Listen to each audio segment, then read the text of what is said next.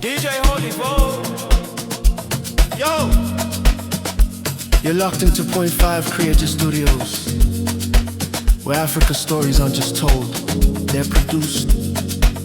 News, politics, entertainment, films that move the continent. We bring the truth, the fire, the creativity. Your world, powered by African storytelling. Point 5 Creative Studios. Point 5 Creative Studios. Point 5 Creative Studios. Point 5 Creative Studios. Point 5 Creative Studios.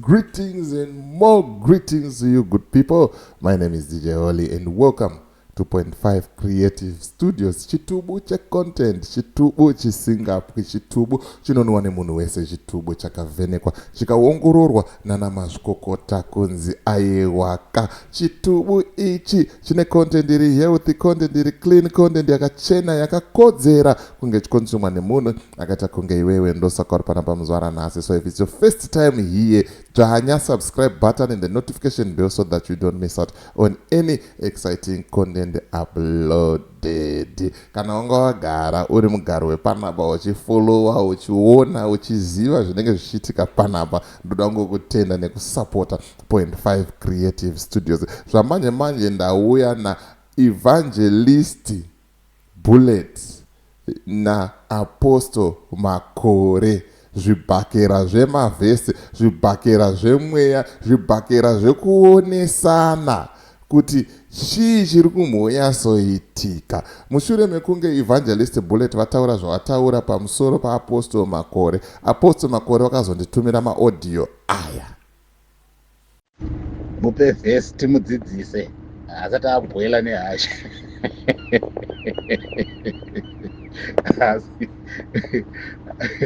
Aya, mupe vhesi umudzore futi apopote.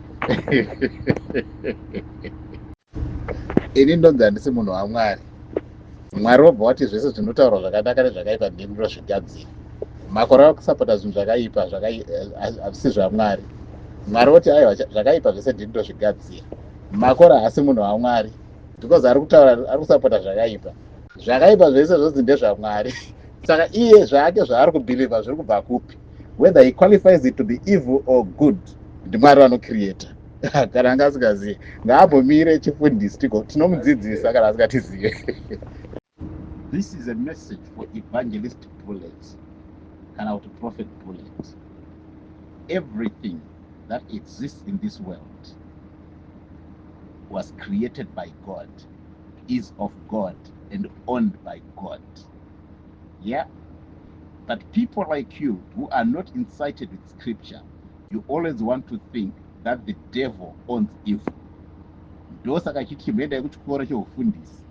Azviro kuti ukangodanwa handitika wafanira unoparidza, unoenda kuchikoro kwaunodzidziswa what we call technicalities. Eno uri kutaura zvinhu ende uri kuisa pakazara vanhu uchipotsa. Ndikakupindura ndizvo zvandaita izvo. People will weigh you out. Hautuke munhu waMwari, haudisqualify munhu waMwari. Hakuna zvakadaro. It's not for you to do that. You just need to learn to behave and respect. Thank you. Bye. Mazvinzwira mega zviri kutaurwa naApostle Makore. But inini maonero angu ndisandapinda respond yabva kuna Evangelist Bullet. Ariko here munhu waMwari wemachokwadi wepashuwa anomira neZANU-PF, anomira nekushungurudzwa kwevanhu, anomira achiti Mwari akanaka, ZANU-PF yakanaka, anomira nekuurayiwa kwevanhu, achimira achisapota zvinhu zvakadaro. Ariko here? Mubvunzo wandiri kungobvunzawo kwamuri imimi. Isa comment section, wotaura mafungiro ako, wotaura maonero ako kuti uri kuzviona sei. Regai tinzwe respond iri kubva kuna Evangelist Bullet. Murume uya ndatombodzokoroza maaudio yanyatsonzwa ndaitaura kuti murume uya anonzi Makore ada kubatsirwa. Padambudziko riripo manje munhu anoda kubatsirwa, munhu anobvuma kuti ane problem anoda kubatsirika, but iye manje unoza asvika pakubhilivha nhema dzake kuti ichokwadi. Unoza asvika pastage yakadaro anonetsa kubatsirika because he thinks kuti he knows. Inini ndomudiseni and I don't have to meet him. As I told you, those 3 principles, to be a thief, to be a liar, and to be a murderer or a killer, and it's part of it. Akatara kuda kuzvichenesa chiwanda neshoko raMwari achita sei, but asi munhu waMwari wechokwadi. Alright. Akataura kuti iye chese chakaipa zvakaitwa naMwari ende Mwari ndiye anotozviita takazviita. But ndoda kuti ndimboverenga mascriptures anenge 3 ndozoadresa nyaya yake. Akataura kuti he must go to Bible school. Ndopa unyazoona kuti pachine basa because munhu anoda kubhilivha kuti zvinhu zvaMwari zvinodzidziwa. You don't learn zvinhu zvaMwari ticho. Unoona mwana wese paanobarwa paipa paanozvarwa, if every child is born anenge akafumbatira maoko. Chipo chinenge chakafumbatirwa muripo cheri kuti maAfricans kuno kuAfrica especially takacolonizwa nevarungu. Izvo tiri colonized but inenge chinzi smart colonization. Our system of education yaifangwa kutoita do away with because it's there to promote white collar jobs. Taifangwa kunecha vana coding nechipo chavo. Ndosaka kuti kuzvipatara, kuchikoro, manesi, madokta, kuzvikoro, maticha, vafundisi kwazara mbavha nevanorepe zveupetenjo atiza. Haisi nyaya yekuti rape case havane nyaya dzakawana dzekurepa, handisi kuti haarepi, haiwa dzakawanisa neSodoma Gomora vanozviita kungisa nyaya idzodzo. Inyaya yekuti atora kusaidi kusiriko azofamba it seems like idi yauda sata kurepa pasi pebhasi. Ndo nyaya yakauda sungirwa ipeto angel. But what I'm saying kuti patarisa kuona kuti kudhara tichikura kwakune manesi aida vanhu zvakanyanyisa vane rudo nevanhu. Halo. Yes, I'm here. Ndiripo. Kwakune manesi aida vanhu zvakanyanyisa nevanhu vezvikoro nematicha anoda vanhu zvakanyanyisa. Inyaya yekuti vanhu vanoita zvipo, vanhu vangane zvipo zvacho ndivo vaita mabasa iwayo. Saka zvasiyana negeneration yedu yekuti zvinhu zvezvi zvakuendwa kuchikoro zvikunzi namakore munhu ngaaende kuchikoro anodai, which is not correct. Munhu wese anofana kuita zvinhu according necalling yakaiswa naMwari maari. Anditi chaanenge akuita iye kutsvaga Mwari nekunamata zvakasimba kuitira kuti chipo chacho akazvara kuti chimwe munhu chikwanise kuti chiite bloom up, akwanise kuchicontain according necalling yaMwari. Rikatanga verenga scripture yekutanga angachiti evilness is found in God. Toda kuona kuti chokwadi here kuti Mwari ane chakaipa chinowanikwa maari, sezvaangachitaura. Rikatanga na Psalms chapter 92 verse 15. Intora iyo proclaiming the Lord is upright. Ukaona kuti upright kuti the opposite of upright is munhu anofamba asiri upright. Okay?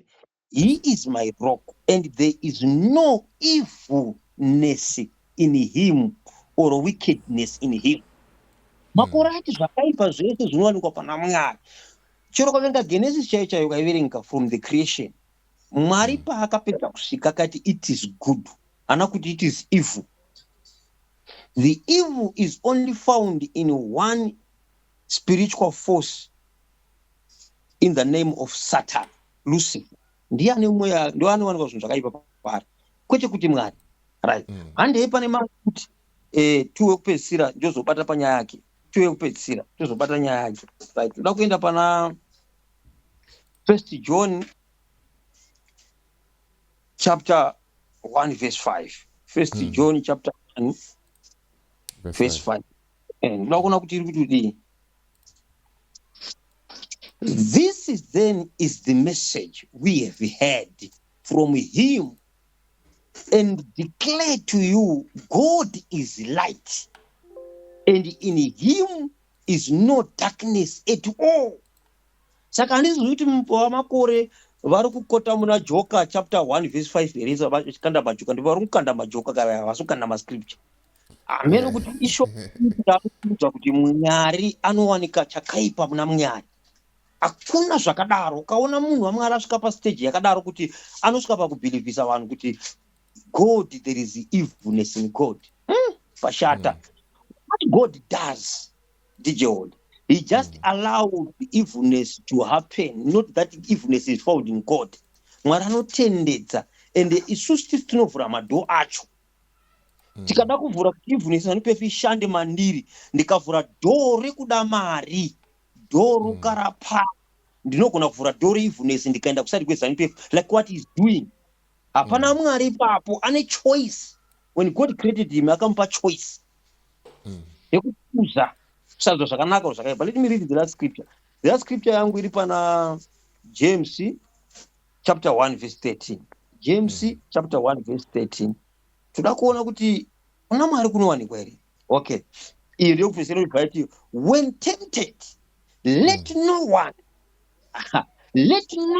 say I am tempted by God. Uri kuzoona manje. Anobuda pachena kuti kana muchinge maidzwa musati muidzwa naMwari, because Mwari hawanikwi. Let me continue with it. Be actually, for God cannot be tempted by evil, nor does he tempt anyone. Uri kuona manje zviri kuitika. Mwari hakuwanikwi chakaipa muna Mwari.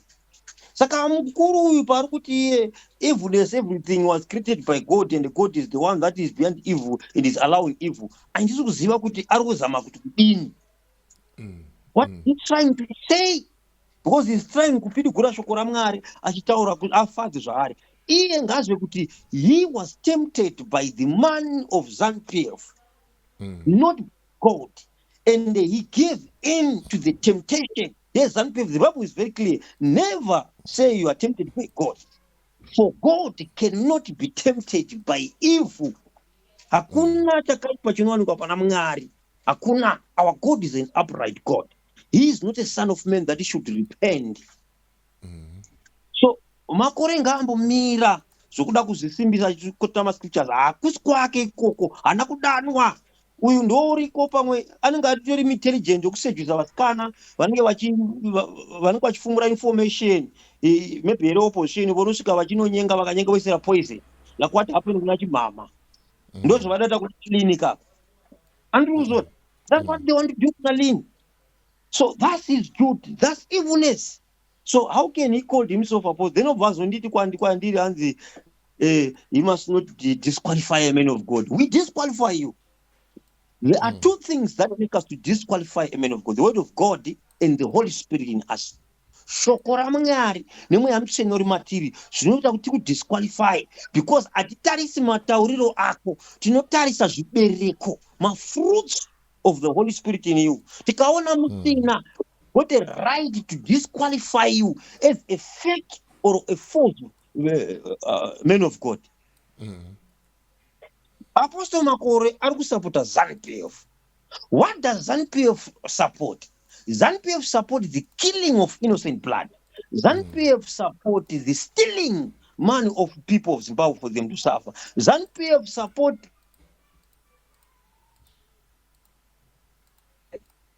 hakuna munhu waMwari wechokwadi anowanikwa achisapota musangano weZANU-PF. Hakuna zvakadaro. Hakuna. So we have every right to disqualify him. Kuti hasi munhu waMwari wechokwadi ngaambomira mukuru uyu. Then abvataura nyaya yekuti kwai ngaende kuBible school. Atimobatai Jesu. Jesu achisvika panyika panapa achitsvaga madisciples ekuti ave 12 disciples aaida. 11 ndiwo akada aibata basa. Wechi12 anga ari Judas Iscariot anga ari basa rekuzotengesa Jesu. Right. Aifanirwa kunge ari in the middle of the 12, because that agenda was supposed to be fulfilled by Judas Iscariot. Saka aifanirwa anga aripo achiita number 12. But in number 12 akazotopinda Judas Iscariot anga aripo. Atimobata sinyati kutariswa. Right. Jesus toka madisciples ake haana kuenda kumaskola anga ariko panguva yacho aitrenwa vanhu kuve madisciples, aitrenwa vanhu kuve maFarisi nemaSadducees. Vanhu vanzi maFarisi nemaSadducees vanga vasiri vanhu venhando, vanhu DJ Holy vairova Bhaibheri nemusoro. Uri kunzwa? Vairova Genesis 1 verse 1 asina kurivhura. By that time kwakuchine 5 books ainzi aMoses, Mosaic law. kwakuna Genesis, kusvika Numbers, Deuteronomy, Exodus, mazona naLeviticus, dziri 5 chete. Ndio mabhuku adzidzisa varume vaya. Saka vaivarova nemusoro asina kuvhura, achirova nemusoro achitaura kuti Genesis 1 verse 1 chakati, Genesis 1 2 verse 1 verse 2 chakati, kusvika painopera wobata Genesis 2 waipedza nemusoro wobva kuti you are now a Pharisee and a Sadducee. But Jesu anovasiya vese ivavo, unotsvaga varume vaita different jobs, vanga vari mafishermen vairedza vanhu. Vandichazodudzira kuti seJesu akanotsvaga vanhu vairedza hove, sorry, people who were fishermen. Why did saka nditora vanhu vanoredza hove? Kuredza hove tijiori kuda munhu ane patient. Hakudi munhu ane upi, because unogona kuredza pasina chawabata nhasi udzoka kumba, unoona 2 weeks udzoka kumba usina chawakabata, uswera uriko. Yeah. One day unobata. Saka Jesus Christ wanted people with patience, perseverance, endurance. Ndo vakanoti kuti vanhu vakazara nezvikoro neBible school dzari kutaura. Ndo zviri kuita zvinocherezwa kuBible school. Bible school haisi kutipa vanhu vamwari vechokwadi, iri kutipa mazanda eti sana Makore ava. Asi vamwari zvachose. Who don't have time to spend with God. What they want is Makore anoda mari nevakadzi chete. Hapana zvanoswera achitaura ngambo